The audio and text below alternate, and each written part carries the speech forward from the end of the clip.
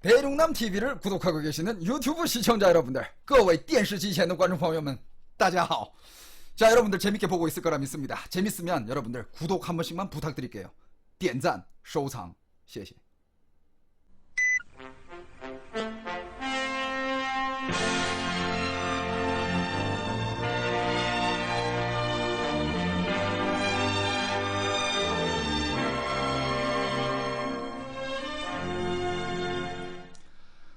各位电视机前的观众朋友们大家晚上好，欢迎您收看 Made in China. 저는 BJ 대륙남입니다. 여러분들은 아마 프리즌 브레이크라는 드라마를 다들 본 적이 있을 겁니다. 그런 소재의 드라마를 좋아하는 매니아층이 꽤 있는 편이죠. 중국에서도 감옥 탈출을 소재로 만든 드라마가 꽤 있습니다. 그런데 이런 이야기들은 드라마였을 때만 흥미진진하게 즐길 수 있는 것이지, 실제로 이런 일이 자기 주변에 일어난다면 그리 재밌는 일은 아닐 겁니다. 이 사람이 누구냐면, 이 사람 이름 웨이전하이. 아주 유명했던 시안, 알죠? 서안, 시안시의 흑사회 조직 보스였습니다. 이거 저 아니에요. 예. 이름이 웨이전하이. 마약, 강도, 살인, 우리가 다뤄왔던 모든 공포인물과 똑같이 사형감의 범죄를 저지른 사람입니다. 그가 다른 범죄자들과 달랐던 것은 탈옥에 성공을 했다는 겁니다. 탈옥은 누군가의 도움을 받은 걸까요? 아니면 그의 탈옥 수법이 아주 대단했던 걸까요? 탈옥 성공 후 1년 뒤 그는 다시 나타나서 범죄를 저지릅니다. 결국 그는 어떻게 됐을까요?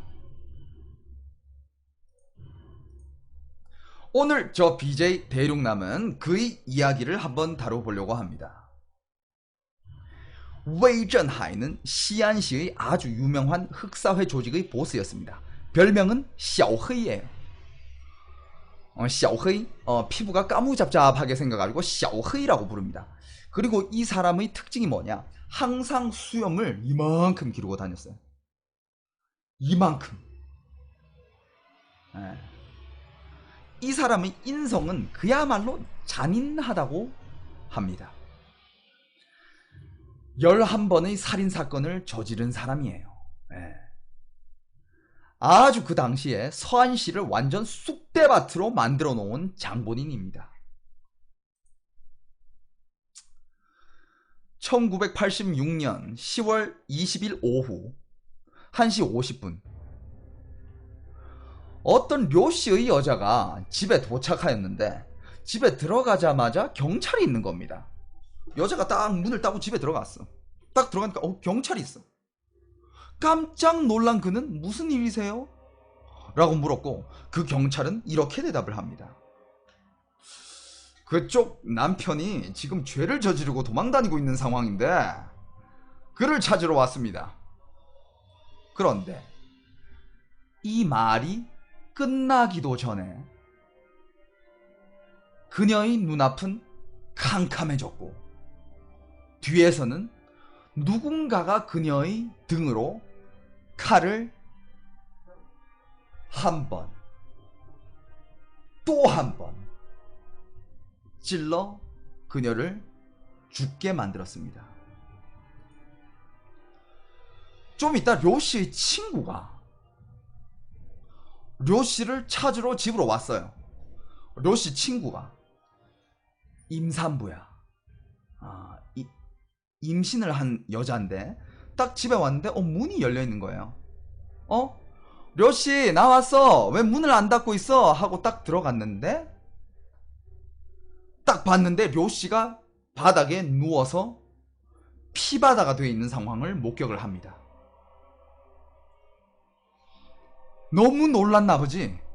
그 임신을 한 여성은 소리를 지르려고 했는데 소리도 지르기 전에 어떤 둥기에 강탈을 당하고 그녀는 그렇게 세상을 뜹니다.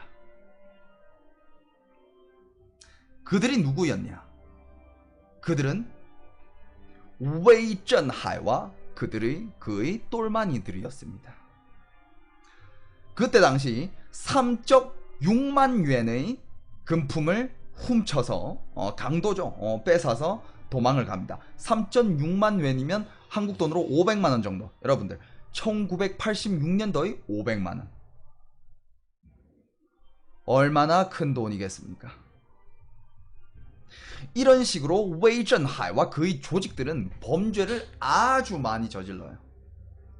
그 중에 어떤 범죄가 있었냐? 토막 살인 사건도 아주 몇 번 있었습니다. 그런데 그가 어느 날 잡히게 됩니다. 1987년 웨이전하이는 23살이었어요.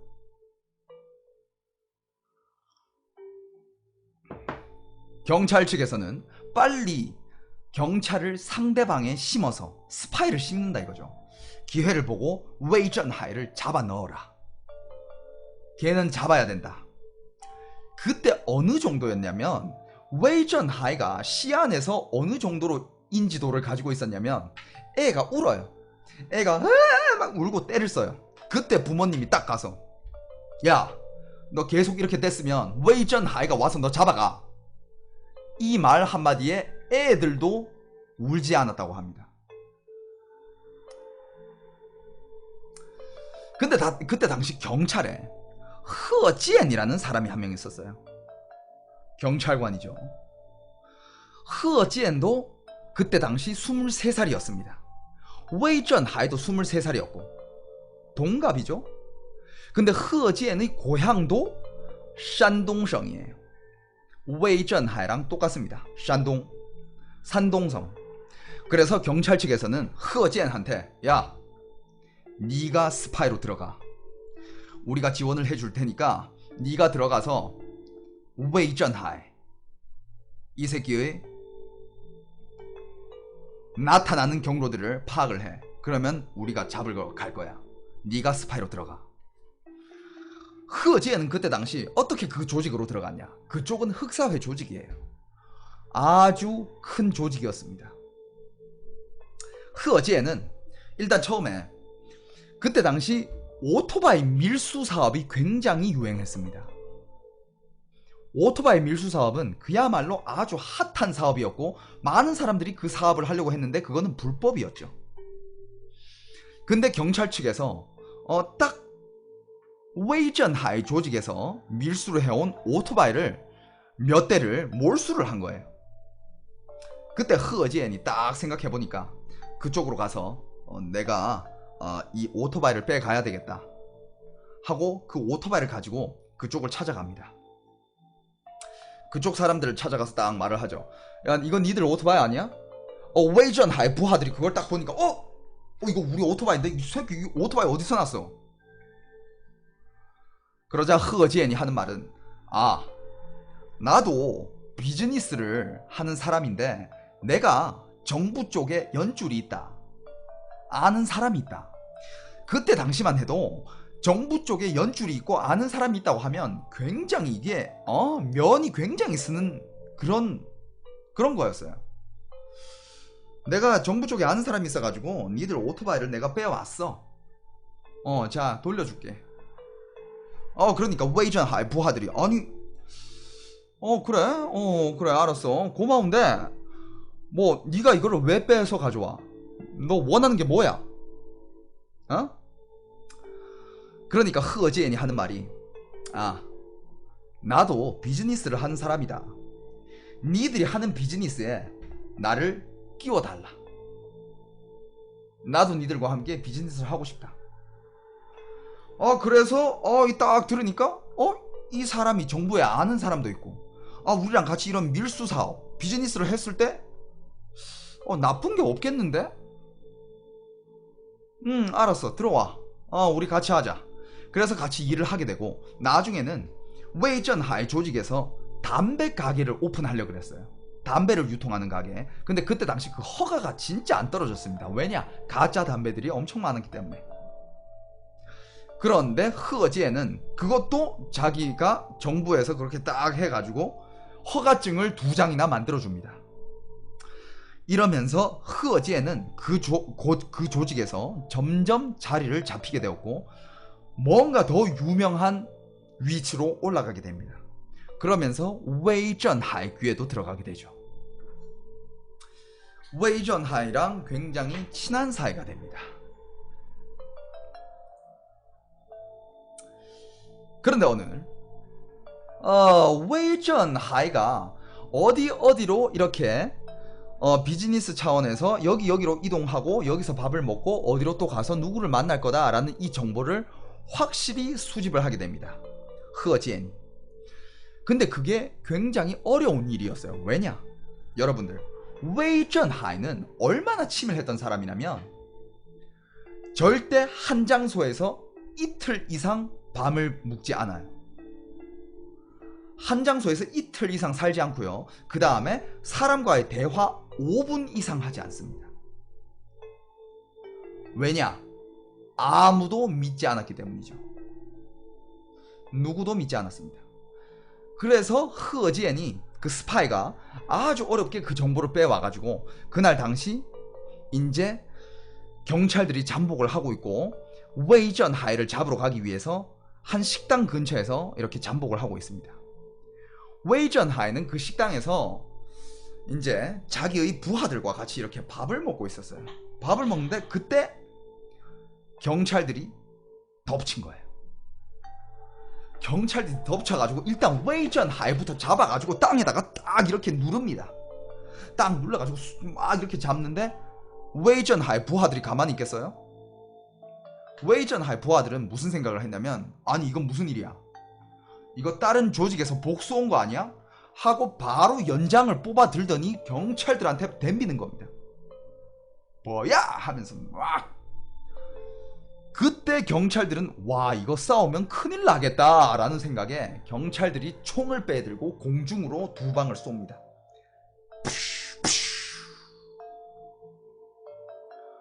그제서야 웨이전하이 부하들은 총소리를 듣고 아, 이 사람들 깡패가 아니구나.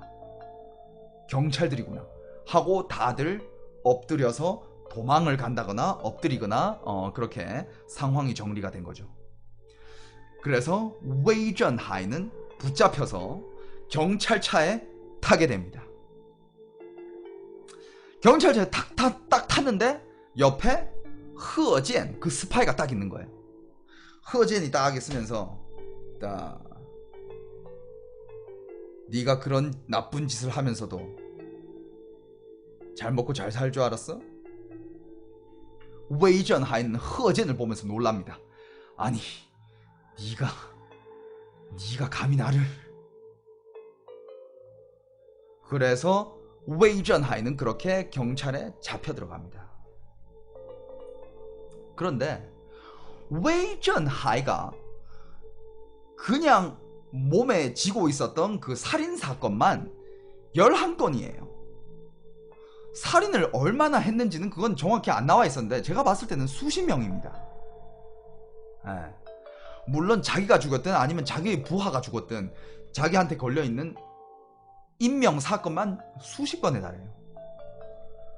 그런데 여러분들 이런 상황에서 잡혔다. 이거는 무조건 사형입니다. 사형이에요. 그런데 여러분 스토리는 여기서 시작됩니다. 결론부터 말하자면 웨이전하이는 탈옥을 했어요. 그때 당시 25살이었고요. TV에서는 지명수배 영상이 전국적으로 퍼졌습니다. 감옥에서는 웨이전하이급의 살인범은 손목이랑 발목에 다 도망가지 못하게 자물쇠로 이렇게 쇠사슬로 채워놓습니다. 그리고 옆에 다른 범죄자 같이 범죄를 저지르고 들어온 애들이 있잖아요. 다른 범죄자 2명을 붙여놓습니다. 근데 그 붙여놓는다는 게 어떤 의미냐면 감시를 하는 거죠. 경찰들이 2명을 불러와요. 그 2명은 당연히 몇 년 뒤면 그냥 나가는 애들이에요. 그렇게 센 죄를 저지른 애들이 아닙니다. 2명을 딱 불러와가지고 야 니네 둘이 웨이전하이 옆에서 항상 붙어다녀. 감시하고 친구가 되어주고 항상 붙어다녀. 왜냐? 웨이전하이는 이미 사형인 걸 알기 때문에 언제든지 미친 짓을 할 수 있었고 언제든지 자살을 할 수 있었고 언제든지 다른 사람을 죽일 수 있는 그런 사이코 같은 존재였습니다. 그래가지고 옆에서 둘이 계속 이제 붙어 있는 거예요. 자기들이 이제 죄를 좀 감면을 받고 붙어 있는 거죠. 그리고 감옥 밖에는 당연히 경계가 아주 엄하고 순찰병들 항상 있고 CCTV 등 뭐 아주 여러분들 뭐 영화 본 적 있잖아요. 영화에 보면 감옥 어떻습니까? 에? 살벌하지 않습니까? 거기 있는 범죄자들이 어떻게 도망을 가? 도망간다는 건 상상을 할 수 없는 일이에요. 그런데 그런 상황에서 웨이전하이는 어떻게 탈옥을 했을까요? 어떻게 프리즌 브레이크를 한 겁니까? 그는 벤치를 썼습니다. 벤치. 아니 근데 여러분들은 생각하지. 아니 죄수가 어떻게 벤치를 가지고 있냐? 그 감옥살이 하는 그것도 살인범이 어떻게 벤치를 가지고 있을 수가 있냐? 어떤 일이 있었어요. 하루는 방 점검 시간이었어요. 정기적으로 감옥에는 방을 점검을 합니다. 죄수들 모두 다 앞으로 나오게 하고 그 다음에 경찰관들이 방에 들어가서 막 침대랑 막 이런 거 이불 다 뒤지면서 뭐 이상한 걸 훔쳐놓지 않았냐 다 막 뒤져요. 근데 그 와중에 어떤 일이 있었냐면 웨이전하이가 있는 옆방에서 싸움이 난 거예요. 죄수들이 싸우는 거는 그건 아주 참 뭐 그렇게 보기 드문 일은 아니잖아요. 자주 싸우잖아요. 막 엄청 심하게 싸우는 거야. 죄수 둘이서 막 치고받고 싸우고 막 죽이니 많이 막. 그때 경찰들이 그 싸우는 소리를 듣고 다 가서 말리는 거죠. 그때 어떤 경찰이 있었냐면 보수 경찰이 있었어요. 항상 정기적으로 그 안에 들어가서 고장난 부분이라든지 뭐 수도관이라든지 뭐 부엌이라든지 뭐 화장실이라든지 뭐 이런 여러 가지 시설들을 보수하는 경찰이 있었는데 그런 경찰들은 뭘 차고 다니냐? 이 엉덩이에다가 그 작업하시는 분들 차는 그 벨트 있죠. 거기는 뭐 드라이버도 있고 뭐 벤치도 있고 뭐 여러 가지 도구가 있잖아요. 그거를 차고 있었어요. 근데 옆에서 싸우니까 얘도 급해가지고 가서 싸움을 말리려고 확 뛰어간 거예요. 근데 그 순간 벤치가 땅에 떨어진 겁니다. 벤치가 땅에 떨어진 거야. 그때 웨이전하이가 그걸 딱 캐치를 하고 가자마자 발로 그걸 밟습니다. 발 밑에 벤치를 숨긴 거지. 그런데 아무도 못 본 거야 그걸. 웨이전하이가 그거를 딱 주워서 숨깁니다. 그런데 당연히 감옥에서 그런 거 한 개 잊어버리잖아요. 그거는 그냥 난리 나는 거예요. 나중에 그 싸움이 끝나고 그 경찰관이 딱 이렇게 있는데 또 다시 이제 작업을 하러 갔는데 딱 보니까 자기 그 가방에 벤치가 없어진 거야. 야 벤치 어딨어? 야 나 벤치 잊어버렸어. 그러니까 그 모든 감옥의 경찰관들이 다 집합해가지고 모든 범죄자들을 다 집합을 시킵니다. 모든 범죄자들 다 집합을 시키고 그 다음에 옷을 다 벗겨요. 옷을 다 벗기고 한 명 한 명씩 이제 검사를 합니다. 한 줄 검사하면 앉으라 하고 그 다음 줄 검사하고 그 다음에 나머지 경찰들은 방에 들어가서 막 다 뒤져요. 다 막 뒤져. 그런데 그 벤치를 못 찾은 거예요. 왜 못 찾았을까요? 웨이전하이가 머리가 똑똑해. 여러분들 그 벤치 어디다 숨겼을 것 같아요 여러분들? 여러분들 한번 맞춰보세요. 그 벤치 어디다 숨겼을 것 같습니까? 여러분들 상상력을 한번 발휘해보세요. 어디다가 숨겼을 것 같습니까? 에이, 벤치가 이만한데 그게 똥꼬로 어떻게 들어가? 벤치가 이만한데 이만큼 큰 걸 그걸 어떻게 똥꼬로 넣어? 여기 지금 정답이 올라왔는데 변기에 숨겼다고 하는데요. 여러분들이 생각하는 그 변기는 아닐 겁니다. 옛날에 이게 1980년대잖아요. 그때는 지금처럼 우리가 이렇게 앉아서 일을 보고 그 다음에 물을 내리고 이런 시스템이 아니었어요. 그때 그 감옥의 화장실은 어떤 거였냐면 그냥 밑에는 그냥 똥구멍이야. 똥구멍이고 그냥 나무 판때기 이렇게 두 쪽 이렇게 놓고 그 사이에 구멍이 있고 거기서 이제 일을 보는 거예요. 네, 그런 변기였어요. 근데 거기다가 어디다 숨길 데가 있냐? 웨이전하이는 그 벤치를 그 변기통 밑에 변기통이란다. 그 나무판 밑에 보면 딱 보니까 못이 박혀 있는 거예요. 당연히 그거를 거기 설치를 하려면 못을 박아놨겠죠, 그쵸? 벤치로 못을 살짝 이렇게 뺍니다. 벤치로 못을 살짝 빼가지고 못을 요 변기통 밑에 여기 막 똥 떨어지고 있는데 요 밑에다가 그 못을 살짝 빼가지고 못을 이렇게 휘어요. 못을 딱 이렇게 휘어가지고 딱 거기 고정을 시키니까 벤치가 거기 딱 고정시켜가지고 안 떨어지는 거예요. 벤치를 그렇게 숨겨놨습니다. 그걸 누가 알겠어요? 그러면서 웨이전하이는 그 벤치를 숨기는데 성공을 했습니다. 그런데 경찰 측에서는 그걸 찾다가 솔직히 경찰 측에서 그걸 찾다가 아무 일이 안 일어나니까 몇 달 후에는 그냥 뭐 후지부지 된 거예요. 그냥 내가 뭐 어디 잘못 놔뒀겠지 이렇게 된 거예요. 이제 아무도 그 사건에 대해서 말을 하지 않고 찾지를 않습니다. 그때 웨이전하이는 기회를 딱 잡았다고 생각을 합니다. 근데 여러분들 벤치 한 개로 어떻게 도망을 갈까? 지도 손발 다 묶여 있어요. 손발이 이렇게 다 묶여 있습니다. 그런데 여러분들 아까 말을 했잖아요. 웨이전하이 옆에는 두 명이 붙어 있었다 그랬잖아요. 웨이전하이가 자살할까봐 아니면 다른 미친 짓을 할까봐 옆에서 보고 있는 두 명이 있었다 그랬잖아요. 어느 날 하루 웨이전하이는 아느나 다를까 여느 때와 같이 그 두 명과 함께 시간을 보내고 있습니다. 웨이전하이는 침대에 누워 있었죠. 손발에 이렇게 수갑을 찬 채로. 그 두 명은 옆에서 이제 이렇게 앉아 있으면서 수다를 떨고 있고 이렇게 어느 정도 친해졌을 거 아니에요. 근데 웨이전하이가 그때 연기를 합니다. 아이고, 니들은 좋겠다. 니들은 이제 몇 년만 있으면 나가잖아. 나는 이제 곧 죽네. 사형이야.